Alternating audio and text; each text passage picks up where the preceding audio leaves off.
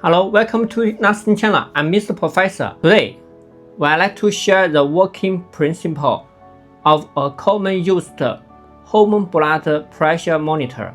The structure is very simple. The tear-down video of the blood pressure monitor has been posted in the comment section. This is the schematic diagram for pressure monitor. MCU controls the inflator pump to inflate the arm. After reaching a certain pressure, it stops inflating.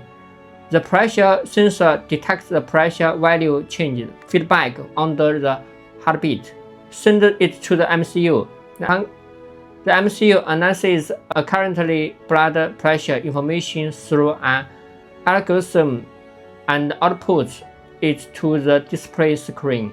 The algorithm here is the company's core secret, and it's written into the MCU. The core device inside is the pressure sensor. Let's take a look at this pressure sensor chip, specially designed for use in blood pressure monitors.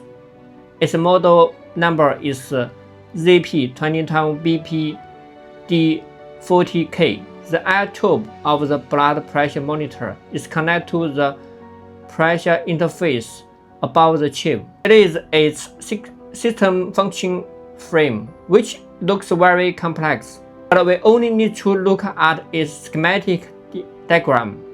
It looks very simple, and it will send the received pressure information to the MCU in real time. A blood pressure monitor needs to pay attention to cost, so the overall design, whether it's the chip or the structure, needs to take into account. No matter what industry you are in, you will need to select cost-effective chip. You are welcome to connect us. Thanks for watching. See you next time.